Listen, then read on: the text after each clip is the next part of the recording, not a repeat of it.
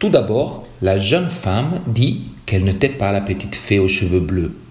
Mais se voyant de toute façon découverte, et ne voulant pas faire durer plus longtemps la comédie, elle finit par se laisser reconnaître et dit à Pinocchio: Coquin de pantin, comment as-tu pu t'apercevoir que c'était moi?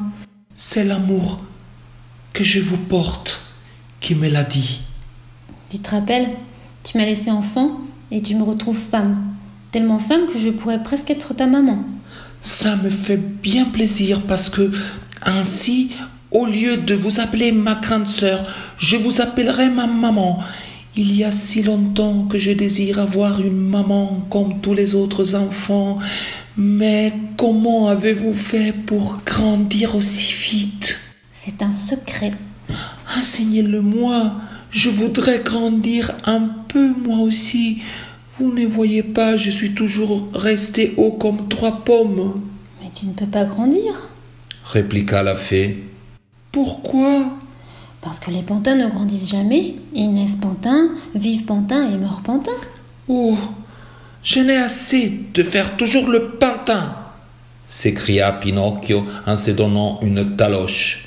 Il serait temps que je devienne un être humain, moi aussi. Et tu le deviendras si tu sais le mériter. Vraiment? Et que puis-je faire pour le mériter? Quelque chose de très facile. T'accoutumer à être un bon petit garçon. Et je ne le suis pas, peut-être. Pas tout à fait. Les bons petits garçons sont obéissants. Et toi, par contre? Et moi, je n'obéis jamais. Les bons petits garçons aiment l'étude et le travail. Et toi? Et moi, au contraire, je fais les vagabonds et je traîne toute l'année. Les bons petits garçons disent toujours la vérité. Et moi, toujours des mensonges. Les bons petits garçons vont volontiers à l'école. Et moi, l'école me provoque des douleurs dans tout le corps. Mais à partir d'aujourd'hui, je veux changer de vie. Tu me le promets? Je le promets. Je veux devenir un bon garçon et être la consolation de mon papa. Qui sait où il est, mon pauvre papa, à cette heure? Je ne sais pas. Aurais-je la chance de le revoir et le bonheur de l'embrasser? Je crois que oui. Ou plutôt, j'en suis sûre. À cette réponse, la joie de Pinocchio fut telle qu'il prit les mains de la fée et se mit à les lui baiser avec fougue. Il semblait presque hors de lui. Puis, levant le visage et la regardant tendrement, il lui demanda: Dis-moi, maman, ce n'est donc pas vrai que tu es morte? Il semble que non. Répondit la fée en souriant. Si tu savais quelle douleur et quel serrement de gorge j'ai éprouvé quand j'ai lu ce si-ji. Je le sais. Et c'est pour ça que je t'ai pardonné. La sincérité de ta douleur m'a appris que tu avais bon cœur. Et des enfants qui ont bon cœur, même s'ils sont un peu polissons et ont d'assez mauvaises habitudes, il y a toujours quelque chose à espérer. Autrement dit, on peut espérer qu'ils rentrent dans le droit chemin. Voilà pourquoi je suis venue te chercher jusqu'ici. Je serai ta maman. Oh, quelle merveille! S'écria Pinocchio en sautant de joie. Tu m'obéiras et feras toujours ce que je te commanderai. Volontiers, volontiers, volontiers.